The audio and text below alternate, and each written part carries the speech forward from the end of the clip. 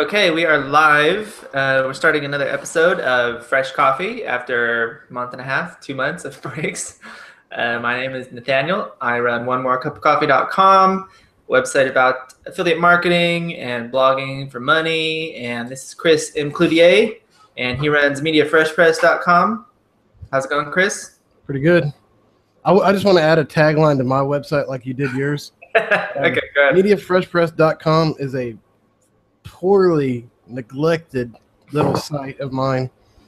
And that's it for now. Sounds real attractive. I will definitely go there. Okay. I did listen to your podcast the other day from where you interviewed Chris Lee Vela. Yeah. It was good. It was interesting talking to him. I've only seen him and seen his writing, and I guess it's just the American in me. But I never really realized that people from Malta. I don't know what language they speak. Spanish, maybe. Has a bit of an accent. I didn't realize that. You know, I didn't either until I talked to him the first time. I knew that he was from another country, but what's interesting, and damn, this might sound kind of weird now that I'm saying it, but before we did the podcast, like I contacted him and asked him if he wanted to do it, and he was like, yeah. And we kind of did a show notes thing like me and you do. We pass a document back and forth where we kind of make up some notes and talking points. And he told me where he was from. I was like, I have no idea where that is. So I opened up Google, and it turns out it's like this little island, right? So I checked it out on Google Maps. It's like paradise where he lives, man. If you follow him, I forget if it's on Google Plus he posts them or Facebook. There's two kind of pictures he posts. One is he posts pictures of like the skyline and the ocean, and it's like, this is a beautiful place. It's like sunsets. And the other is parties that he goes to. So it's like sunsets and parties. That's what I imagine. Yeah. Yeah, it's crazy, man. I'm like, damn, he's living a life already. But yeah, it was a really interesting interview. It was good hearing from him. I really like reading his blog. So yeah, he does have a really cool blog. Yeah. All right. So this week, we definitely had a little bit more than a month break. We kind of went from weekly to monthly, and this time is bi-monthly. But there's a lot to talk about. Both of us have been busy. So let's just start off with the LLC stuff, because that's what I've been doing. Let's do that. I had to start an LLC, which for me was challenging. And I still don't understand 100% of what was done because I hired a company to do it. But there's definitely some things I can tell you about. Why I started an LLC is because I'm trying to get back into AdSense. I was kicked out of AdSense 5 years ago. I still don't know why. I think one possible reason would be that I was living in China. So my credit card address was in the US, but I was managing everything from China. So there might have been like a disconnect. They thought I was some sort of, scammer, like using different addresses, someone in China pretending to be in the US. Another thing is that I had like 20 different websites in the same niche. So that could have been considered either duplicate content or like low quality content. I might have clicked my own ad, although I knew I wasn't supposed to click my own ad, but I might have clicked it to test it or something. I don't know. That's a possibility. It's also possible that there was one other thing I was thinking of. Oh, I might have, with all this copy pasting code and stuff, like I might have just used more than one ad or more than 3 ads on a page, or done some sort of weird copy paste thing where you're not supposed to use the same ad across different websites or something. Like copied an ad from an approved website from an unapproved website, something like that. There's a lot of possibilities. Of course, they don't tell you why you were banned. There's no support number. There's an appeals process, but I've only ever heard of one person getting back in with the appeals process, and they were click bombed. So anyway, after reading this guide from John Dykstra, I think is his name, this Fat Stacks guide, read it. I read it just for whatever. I was doing a review, and I was like, oh, this sounds pretty good. I might actually do this. And I was like, all right, it's been 2 or 3 years with one more cup of coffee. I've kind of got a routine with that. I have some time, like I want to start this site, and it involves AdSense. I was always kind of talk trash on AdSense, but this guy is making 40 to 60 grand a month net profit from his website. I'm thinking, all right, I can, I'll invest some time into this and see if I can make it happen. So anyway, kind of a long process. So to get back into AdSense, I've heard, nobody knows if it's true or not, because of course there's no freaking answers from Google, that if you start an LLC, because you have a separate, it's called a EIN or a FEIN, which is an employer identification number, which replaces the Social Security number. You've got you're a legal entity, you're a different name, so you've got a different name, a different Social Security number. For me, it works out because since China, I've moved back to the U.S. I have a different address. I have a different phone number.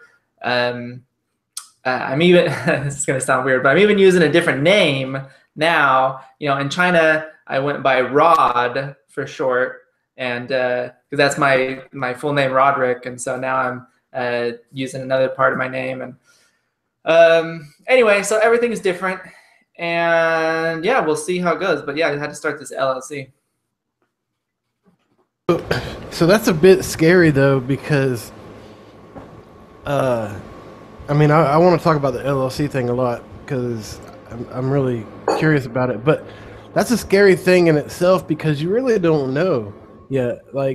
And the fact is, you could get accepted, and I don't want to say anything negative here or nothing, but you could get accepted and things be going fine, and then when it comes time for check, they could be like, oh, because that's what they do, right? Like, they don't tell you beforehand. They tell you when it's time to pay you, like, oh, sorry, you're not getting this.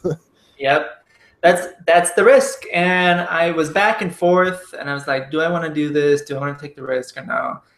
And then I thought, if I did the same thing when I started learning how to build a website, but it was like, do I want to do this? Do I want to spend $47 a month for training on this? What if I waste the money? What if it's not worth it?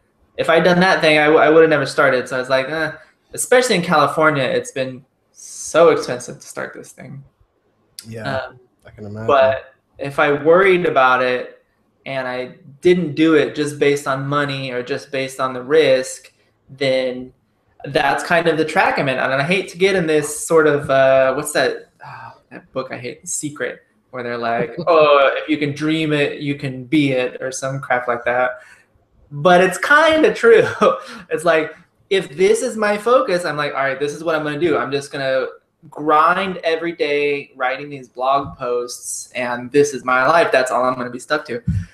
So I got to kind of expand my horizons and see, like, all right, so maybe I spend all this money and they ban me again in the first month. Like, all right, now I know it doesn't work. Even if they ban me, let's say a year later, and I am making 40 grand a month on the site, I still have a website that I learned how to build. It's using Facebook traffic. So I learned how to use Facebook traffic. If I'm making that much money, I'll have tons of visitors, and then I can just use it for something else. I can either flip it based on the traffic, or I can build a list with it, or I can start promoting affiliate offers with it. There's all kinds of stuff I can do. So even if AdSense ends up, doing what they typically do and being an idiot, I still have other options. So it's not a complete black and white yes or no.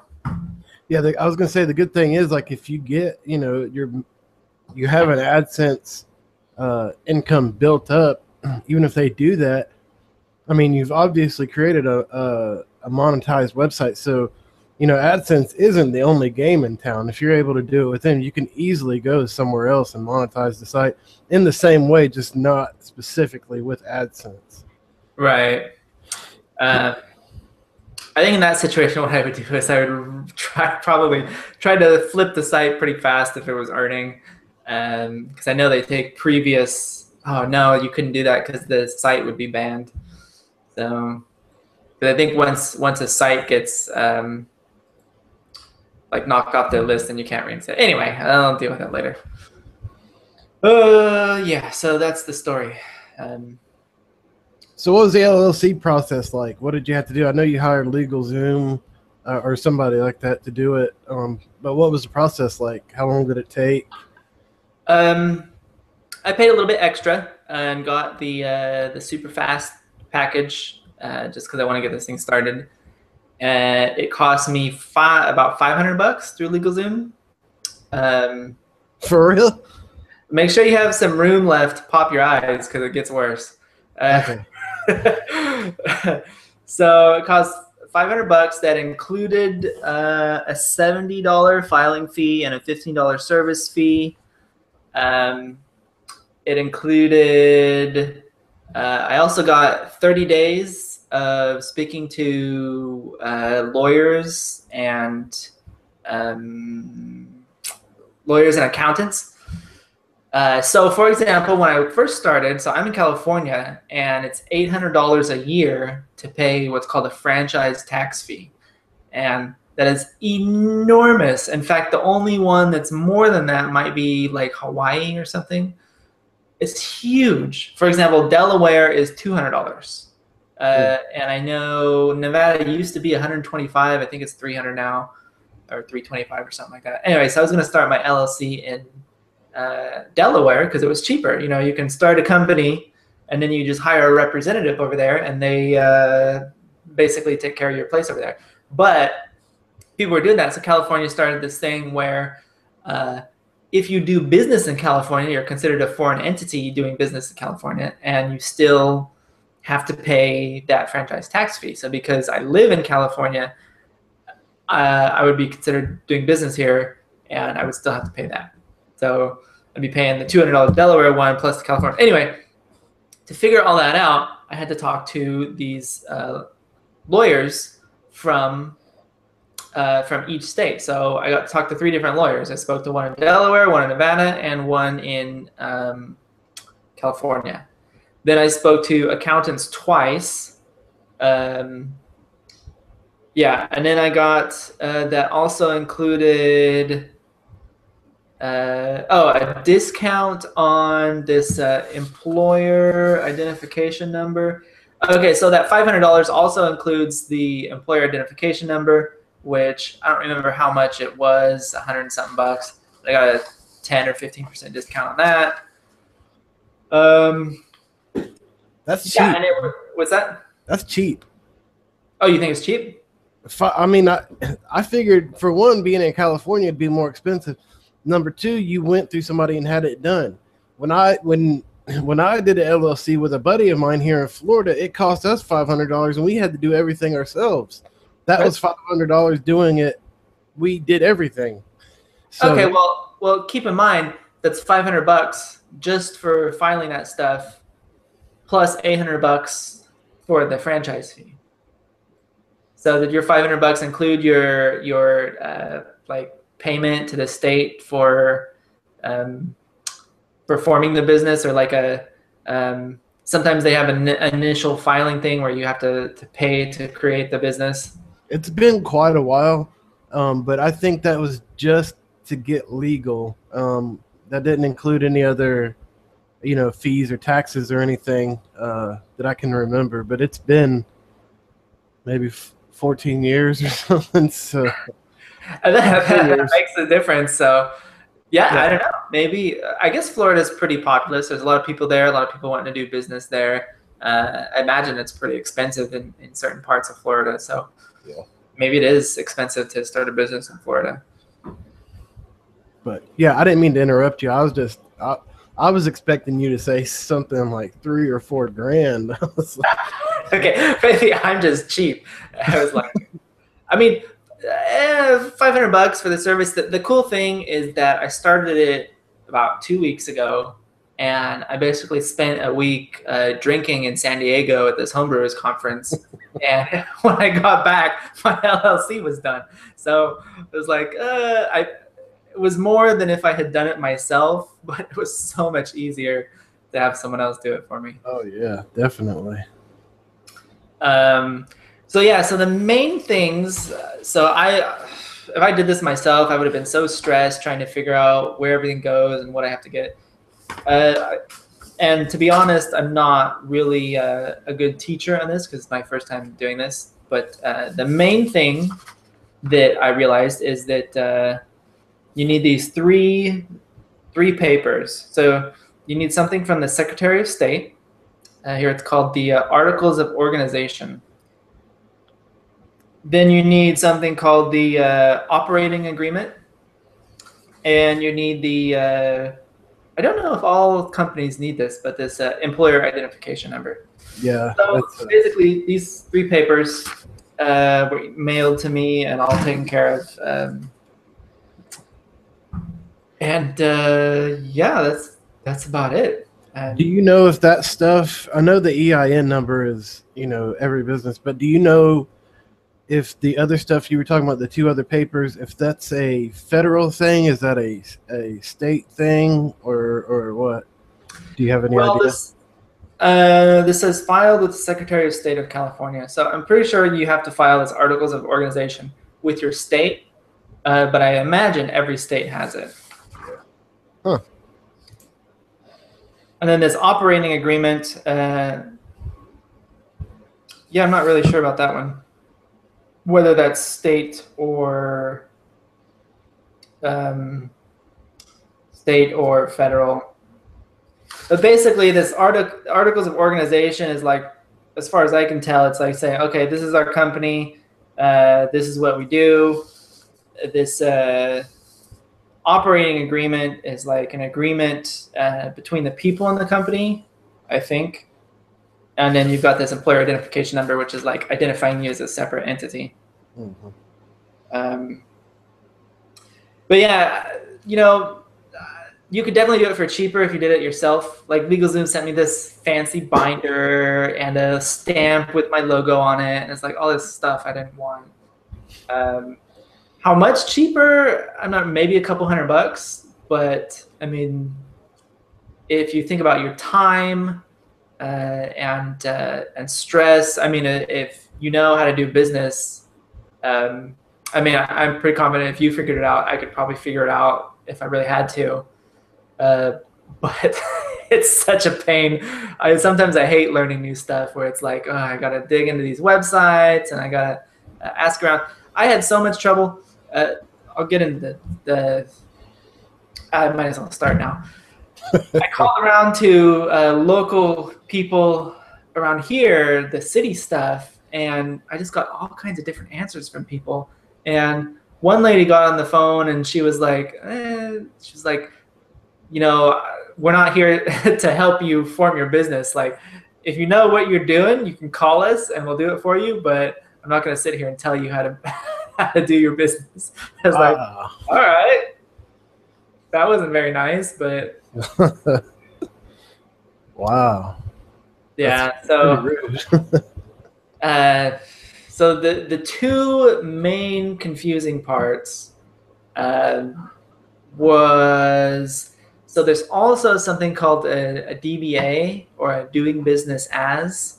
So sometimes a company will create a name, that'll be their corporation, but then they'll create a store under a different name. So if you have your LLC is called Jack's Restaurants LLC, and you have a couple different restaurants, you may have Jack's Donut Shop or Jack's Sandwich Shop. And in that case, you have to get this DBA, or a fictitious business name. And sometimes with states, you have to, or a lot of times, I guess, at least in California, you have to run an announcement in the newspaper for a certain amount of time. So you have to file with the local city people. then you have to wait for them to give you a paper back. Then you have to go to an approved newspaper, and then you have to pay them a fee, and they'll run an ad or an announcement for, in California, it's 4 weeks. Then you get a confirmation back, and then you send that confirmation back to the local city people. So your like DBA is official, and local city people get a cut. You got to pay them money. Newspaper people get a cut. You got to pay them money. Then I can see why, you know, I always wonder, like, they talk about business-friendly states and whatnot, and I can see what that means now, because California is, at least, I haven't done anything in any other states, but California is not business-friendly. It's like you're walking down the street and everyone's got their hands in your pocket. They're like, oh, new business, good idea, thank you, I'll take a bit of that. I'll take a bit of that. Oh, you got something hanging out your pocket there, I'll take a bit of that. So it's like the other confusing thing. So, okay, so what I figured out, okay, this is, first of all, especially with online business, people don't really know what they're talking about. So I called the people and I'm like, city people, and I'm like, do I need a DBA? And they're like, okay, well, you have this website, that's your face of the business. Yes, you need a DBA. So I got all ready to do this, and then I talked to an accountant, and they're like, no, Google is dealing with your LLC, not with the website. You don't need a DBA. Okay, so that accountant just saved me $200-300. Okay, just right there. Local city people, they don't understand what internet advertising is. They don't understand how this works. They're just giving me boilerplate answers, and they don't really care if I have to spend money. That's their job. They want the money for the city. All right, so the accountant saved me a bunch of money. Then I called them about taxes. So I learned this as well. A lot of times cities will collect taxes on local businesses, and they'll collect it on your gross receipts. So however much your business money how much money your business makes gross each year, you know, before write-offs or whatnot, they want to tax that as well, and you got to send in that check to them. I was like, well, I'm running the business out of my home. I don't have any equipment. I don't have any employees. I'm not doing business with anyone in California. I'm not even really like selling anything. Do I need to pay local city taxes? I spoke to 3 different people, and they're like, yes, you're in the city and you're making money, you got to pay local city taxes. Then I spoke to my accountant, and he's like, you're not selling anything. You're not paying any sales tax, was his big thing. You're not paying any sales tax. You don't have to pay local city taxes. You're not doing business in the city.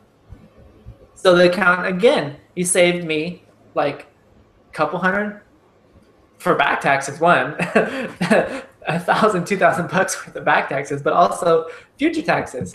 So it's like these local city people, they don't, at least who I was talking to, they were not really clear on what was going on. So luckily I had that 30-day trial with the lawyers and the accountants.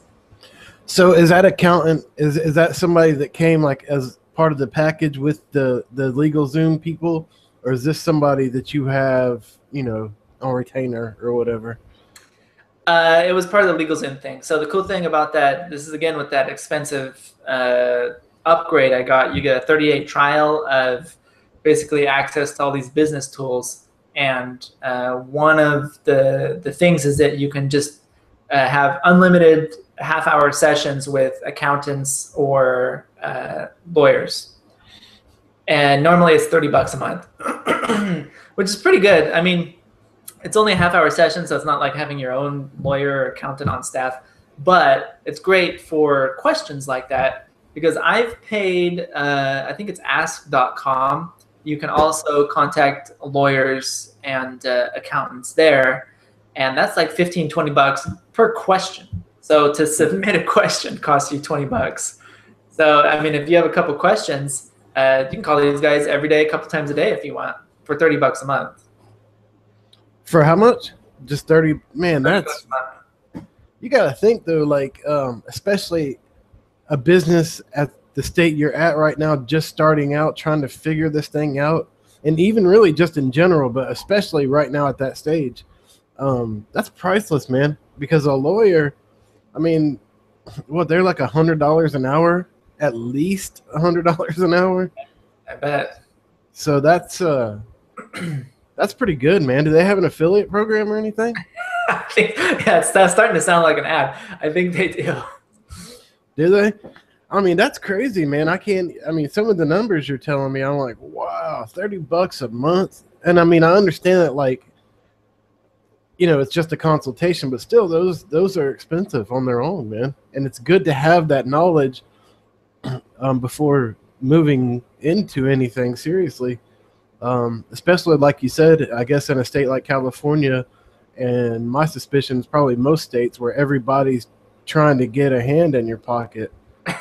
It's good to have somebody that can tell you, no, they don't get to have their hand there. Get your hand out of there. Yeah. Yeah, I mean, for me, it's great because I'm a little bit dumb about this stuff, a little bit lazy. So especially when I'm starting, I'm like, all right, take my money, help me figure this out. And if I really want to cut back later, I can ease into it. Yep. Lisa says, so you should rely more on what your accountant tells you. That was a question, kind of. It was like a sarcastic question, I think. You see it? Okay, in the Q&A. Yeah. I definitely agree with that. Yeah, that's good stuff, man. I'm definitely going that route. The other thing is I realized, so, or I kind of want to say is most people don't need an LLC if they're doing business online. It's just easy just to pay your taxes as an individual and not even mess with it. You can, and it sounds businessy, and there are some advantages, but I think for most people, especially when you're starting out, you don't need it. Yeah, definitely not. What I want to ask you though is because, like you said, it's really not for most people when they're just starting out. I think that's really like when you get your business to a point where you're asking yourself what's next, or if you're in a situation like you were with AdSense or whatever, then that's the time to look into that kind of stuff. But what I wanted to ask you is, like, because you're not really selling anything, what LLC is limited liability corporation, corporation, I think. So did they talk to you at all about the liability that you're under? Like, how does that work as far as, because you're not selling goods, so you don't need insurance on goods. So I just don't understand, like, what's the liability there? I don't think for me in particular, there's a lot of liability issue possibilities. But so if for some reason, like, let's say Google wanted to sue me, they would sue the LLC. And so now I have a separate bank account. So, you know, if I have $5,000 in there and Google sues my company, they take the $5,000 and they leave me alone. You know, they leave my house alone. You know, I own a house, I own a car. So Nathaniel Brennis is free to move on and even start another business. Right. Under another LLC, presumably. Right. That's the limited liability portion. So they can't ruin your life, basically. Right. Or the other way, if someone sues me, you know, I'm walking down the street and I push an old lady or something, she sues me, the business is not affected. So the business can still run, and you know, they'll arrest me and take my house and whatnot. I didn't think about it that way. That's a good point. Maybe I made that up. Now I'm thinking about it. I am not protected by an LLC. I don't know. I remember my uncle having this conversation with me, though. Basically, he said the same thing you just said about Google, you know, or somebody suing you. Everything is done to and with the company, and your name is excluded from it. So I would think so, because I mean, like, if you sued Tim Cook, you couldn't, like, take part of Apple. At least I don't I guess it depends on who your lawyer is, but they're separate entities. So, I mean, I guess technically I'm the business owner, so they could seize assets maybe. But yeah, I would say an LLC would be a good idea if you're making a bunch of money in like health supplements, something like that, where there is a little bit of risk there, where you recommend some protein powder and someone dies off of it and they try to sue you, or even in the make money online niche, where you write some bad review and some product owner out there wants to sue you for whatever reason. I've never heard of that happening, but it's a possibility. So you might want to do that, especially if you have a bunch of assets, like you made a bunch of money and now you own some houses or some nice cars or something. That would be worth the investment if you're making that kind of money. Yeah, definitely. So that's interesting. That's good stuff. That's the stuff that nobody really likes to talk about, but it is, to me, it's still interesting to a point, as long as there's somebody out there that can do it for you, because I don't like doing that stuff. I'm like you. I see paperwork and stuff, and I just, like, my eyes glaze over. All the words turn into one big word. It's just like, I cannot handle that stuff.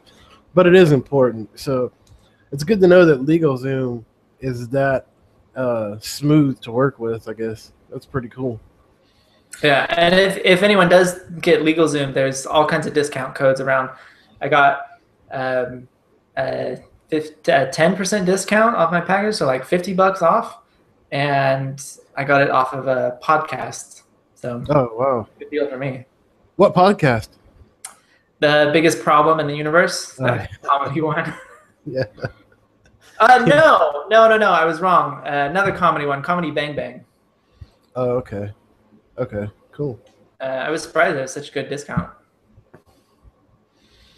Cool. Anyway, that's my LLC experience so far. It's kind of cool going to the bank. I'm like, I'm a business. I need a bank account, please.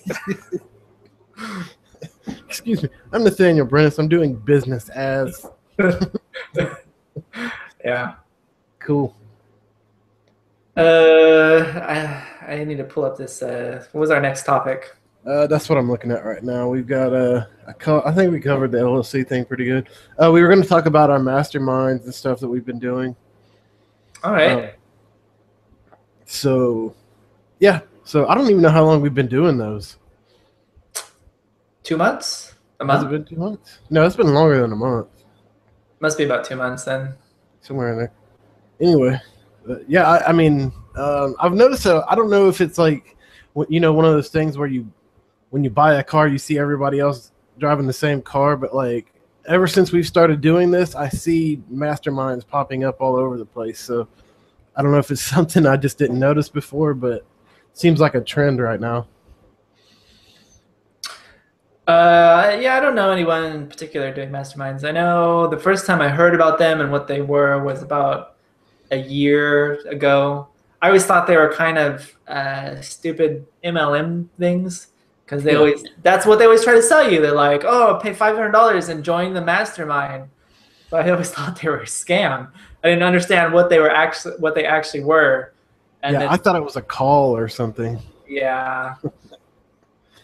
But Pat Flynn has the big, he has that big mastermind that everybody talks about. Pat Flynn, and basically all his friends, I'm trying to look up the names now, but Pat Flynn, Michael Hyatt, of course, has the mastermind. I can't remember her name, but Eventual Millionaire, the girl from Eventual Millionaire. John Lee Dumas from Entrepreneur on Fire. Mm-hmm. He does a mastermind. I think he has 2 or 3 different masterminds. He's in the one with Pat Flynn, and then he has a separate one for his people, and then another one. So, but yeah, there's a lot of people doing them outside of MLM. What are they doing masterminds? Like they're selling memberships to the mastermind, or is it like a benefit of subscribing to their blog, or is it just for the big guys where they're like business owners masterminding? From what I understand, I haven't really paid attention to if they're selling mastermind stuff, but from what I understand, the stuff I read about and watched about is like where they're like private masterminds. I guess kind of like what we do, but they're bigger. They're like 5 to 10 people. They're not huge because I think that kind of takes away from the point of having a mastermind. But yeah, from what I understand, they're all private masterminds. A small group of people get together and kind of basically they're trying to push each other to the next level. Yeah. So what would you say is a mastermind for people who are still unclear on what that is? For me, really, man, I'm still a little bit unclear of what it is. Or actually, I'm not unclear what it is. I'm unclear of exactly how to do it. But a mastermind is basically just a group of people, 1 or 2 or more people. Right now, I mean, me and Nathaniel have one, and it's just me and him where we get together every week. We set clear goals, and then, we talk about how to reach those goals. And we give each other advice on places that we're stuck with. Like if I set a goal about, reaching a certain limit on my email subscriber list, like how many subscribers I have, and the next week I'm struggling with it and still haven't met that goal, Nathaniel will, share some advice or, some of his experience and stuff like that. So that's a mastermind group to me. Now, where I get confused is that at each sit down or each gathering or whatever you want to call it, where the mastermind meets, I know that me and you do, kind of unlimited goals, however many we want. But I'm wondering, I think that these bigger mastermind, or these not bigger, but these masterminds with popular people in them or whatever, I think that they may actually only set 1 or 2 goals. I'm not sure though about that. I'm just not sure about that. It may vary from mastermind to mastermind.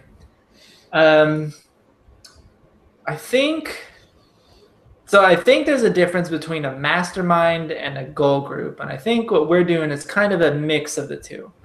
Okay. Like at least what I read is that, so a goal group is just about setting goals and talking about achieving them or why you miss them or what you can do to achieve them. It's kind of someone to keep you on track.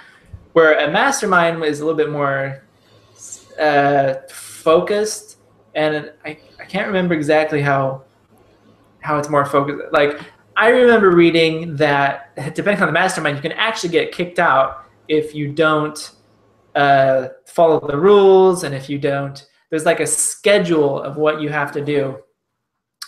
And I think what we get right in the mastermind stuff is that we provide feedback and we provide suggestions and we offer ideas. So if you don't meet the goal, like why not? What did you do wrong? What can you do right next time? I realize there's a bit of crossover right there. They're kind of the same, but yeah. I like the way we do ours. Just kind of, I guess this is really kind of as a side note, but personally, I think I'm going to change the way I set my goals when we do them, because I set a lot of goals, but for me, and I guess probably a lot of people, but I have a lot going on. Like, I'm a single parent, and now school is out for the summer.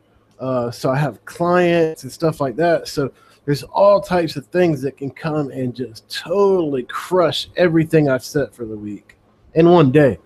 So I'm thinking about setting my goals a little bit differently, and really thinking about them. But I've come out of these things with a lot, because a lot of weeks I'll go and we'll get on, a hangout, and we'll talk about the goals.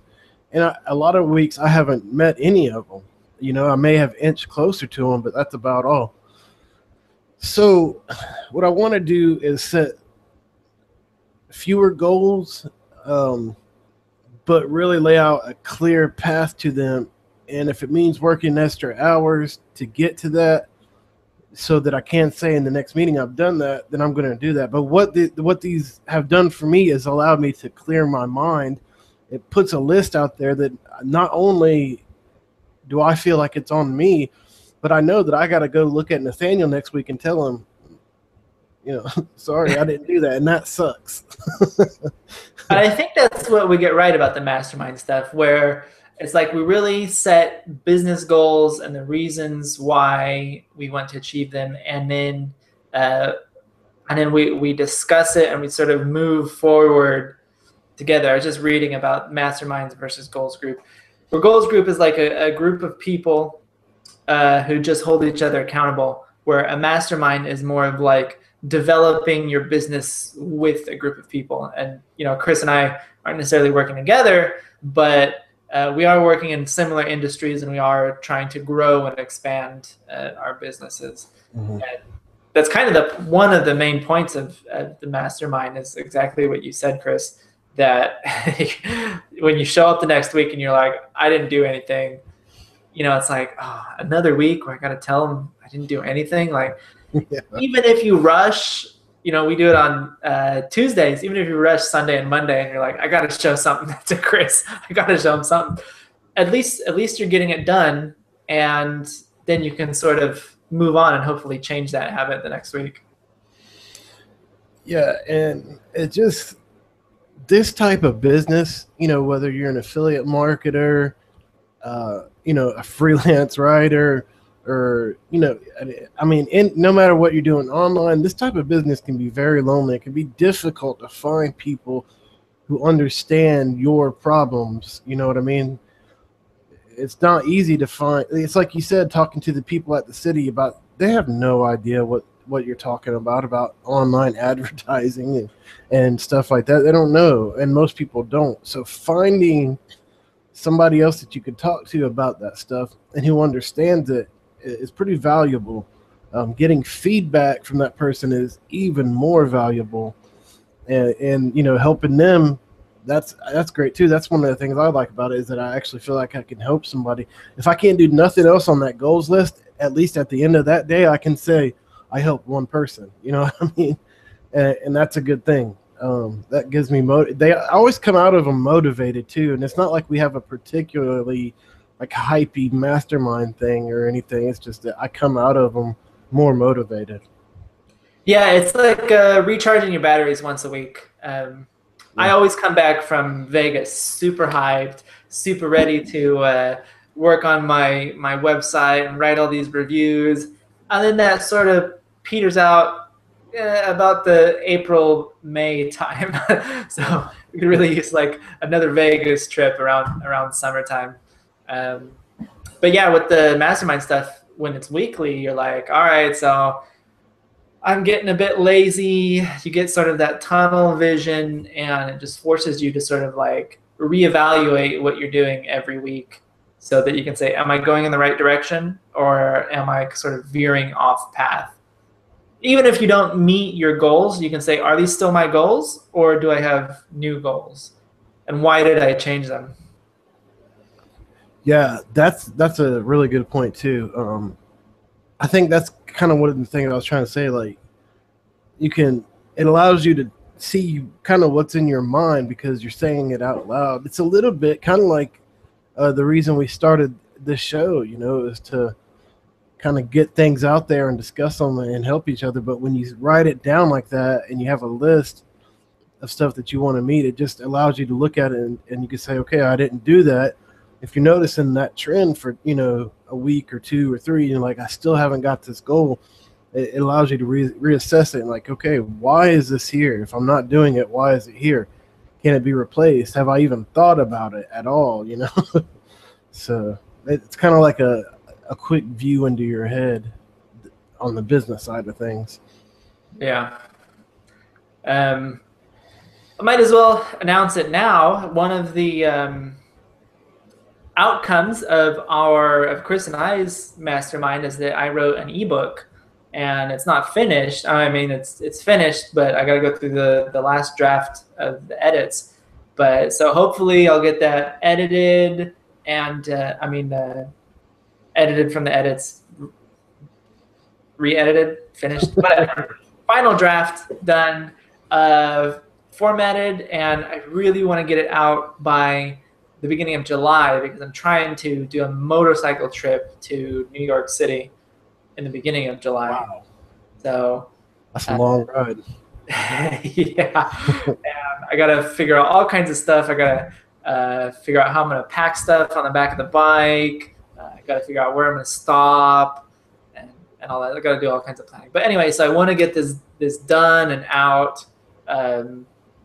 So, well, I don't know if that's a smart thing to get it out and then go on vacation. We'll see. I'll have to think about that. We'll have to talk about that in the mastermind. But yeah, that's the plan. Get it out by July. So I have, that's 12 days. I don't know. That's not a lot of time. We'll see. We'll see. Maybe end of July, but hopefully earlier. Anyway. I forgot that was kind of born out of the talks there. Yeah, that's pretty cool. I didn't even think about that. I do remember discussing that in the beginning now. Huh. So there you go. A whole book came out. A pretty big book, too. What is it, like 60, 70? 60,000 words. It's a pretty good sized book. So there you go. That's one thing. And who knows what that book alone can do as far as, money. I mean, that book could go out there and make all kinds of money just on its own. But beyond that, it's going to like kind of extend the One More Cup of Coffee brand into the Amazon store and into the hands of everyone who buys it. So that's a pretty big thing all in itself. And all that just from getting together once a week and talking about goals and stuff. So that's pretty good. That's a pretty good example. Because I remember when I was writing it, like I'd set goals for, okay, I want to write 2 chapters today. And, if you, let's say you start at the first of the month, you're like, I'm going to write 2 chapters a day. And by like the 8th or 9th of the month, you're like, oh, I don't know if I can do this anymore. And then maybe you take 2 weeks off. Where if it's every week, I start off saying I'm going to write 2 chapters a day. And say, okay, let's say I get lazy by, the last day or the 2 last days of the week. Instead of taking 2 weeks off and not writing that stuff, I was taking 6 days off, something like that. Yeah. So it's sort of, I guess we already covered that. It keeps you motivated. Yeah. But it really does. And that's important because like I said, you're out here on your own a lot of times. So motivation can be very difficult to find. So anything you can do to improve that, you should definitely look into it, especially if you're a beginner. Actually, I don't know, man. I say that, but it seems to be more like a plague more towards the middle of things. Because when you're a beginner, you still have that fire in your belly, but when things start to kind of get on a plateau, so does your motivation. So I could see it working for beginners, like even if just to keep you focused or keep you moving in the right direction. Like I think even 2 brand new people who are like, I want to start a business, I want to do this online business thing. If they would just meet every week and be like, okay, this is what I did. This is what I don't understand. Did you figure this out? Do you know how to do this? I was going to say something else. It's like checking each other, like I figured out how to do this. Do you want to do this on your website? Or I don't. I was going to do this, but I changed my mind. Now I'm moving in this direction. I read this thing. Now I'm getting more traffic. I don't know what to do, that type of stuff. Yeah, and I think that's kind of the appeal of Wealthy Affiliate too, because that kind of is like ingrained into the community there, because everybody there is kind of masterminding. And then at the very least, if you're not, you've got Jay's webinar, every week where everybody comes and talks. So I think that's one of the great things about Wealthy Affiliates, kind of has that built into it to a point. That's good. It's kind of like a giant mastermind. Yeah. Or you can meet other people and you can create smaller masterminds. You can be like, all right, well, I want a few focused individuals to meet with. Like, let's do this. Send some private messages and be like, all right, I want to meet every week and talk about what we're doing on our websites and see if we can get these to grow faster. Do you know if Labman still has his hangout? Yeah, that's Does kind of it? like a mastermind. Yeah, yeah, I think it is too. I used to go to him. I just never see them anymore. I guess because I don't see the webinars. But yeah, those are pretty fun. Sometimes it's like, I don't know, usually about 10 people, I guess, is usually the limit there. So I think it's always full. About 5 to 10 people.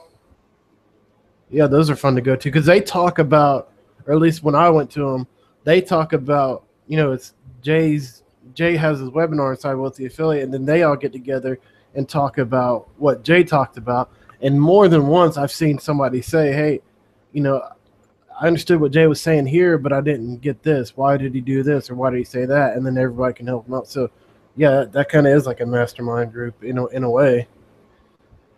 Yeah, definitely.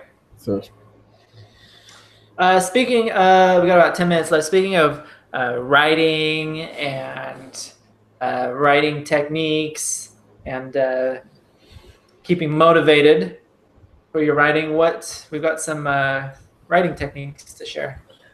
actually, I just have one thing I was going to say. I read that? Yeah, okay. So I heard this on a podcast. I can't remember where, but basically, I don't have to show you a screen share. I'm sure you can get it, but I've been trying it out. Basically, one of the problems if you write a lot, you'll know is self-editing, right? Like they always tell you don't try to go back and edit your work, right? Have you heard that? Just write, get it all down, and worry about editing it later. So I'm terrible about that.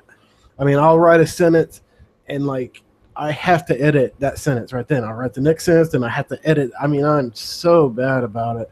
I'm getting better, but it hurts, man. Like those little red lines that show up, they bug me. So, like what I heard on this podcast was turning your text like a light gray where it's barely even readable. And I've been trying that, and it seems to be working. Now, the red lines still show up when you have typos and stuff, but I think in most word processors or whatever, you can turn that off until later. But it seems to be working. So that's just kind of what I wanted to talk about. I was going to show it on a screencast, but, I mean, you guys get what I'm saying, I'm sure. Just turn your text light-colored. It seems to be working because you can't see it. You can't see what you've written. And it just all goes away. There's actually a pretty expensive tool, from what I understand, that kind of does this for you. It's like a laptop, but it doesn't do anything. It's like an electronic typewriter or something like that, I guess. You just write stuff on it. I think it's called an Alpha or something like that. Yeah, you just write stuff on it, and as you write, it goes off the screen. It doesn't let you get to. I'm not sure how it works, but it doesn't let you see what you've written until you're done, I guess. And this accomplishes the same thing. So you can turn it completely white if you wanted to. But what it does, it just, out of sight, out of mind type of thing. It seems to be working. Yeah, I would have never thought about that. Yeah. It's a simple little tip you can do. It doesn't cost you anything. You can implement it right now and find out if it works or not. So I've tried it, and like I said, it seems to be working. I haven't turned off my what is that called? Spell check and stuff. So the red lines still show up. But I think I'm going to try to turn that off too and keep going. I'm looking up Alpha. It's bringing up typewriters. Yeah, I think that's it. It's like let me see. It's like an electronic one. Alpha.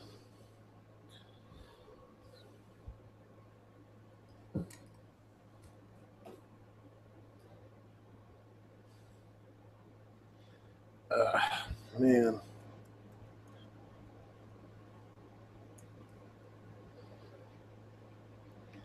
But yeah, supposedly they're supposed to be pretty expensive. Like you can find them on eBay and stuff like that. But I've actually never seen one. I just hear people talking about them all the time. Okay. I see Royal Alpha. I see Alpha Smart. Maybe electronic that's it. type. Okay. Here's the Brother. I wonder how it's electronic though. Brother something typewriter, electronic typewriter. Oh, I think this might be an Alpha Smart. Alpha Smart. Man, I wish I knew if this. Yeah, it's That got looks like like this little screen or something. it. Yeah, I think that's it. So it just lets you see what you're typing right then, and then it just goes away. I don't know how it works. I don't know how you get your work out of it or whatever, but Okay, it must be. I saw something about a USB drive. Yeah, let me just show this.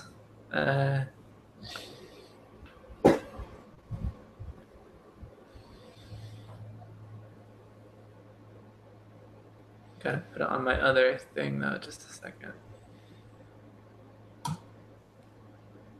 yeah, apparently a lot of like writers, like novelists and stuff like that, really love these things, which is hard to believe.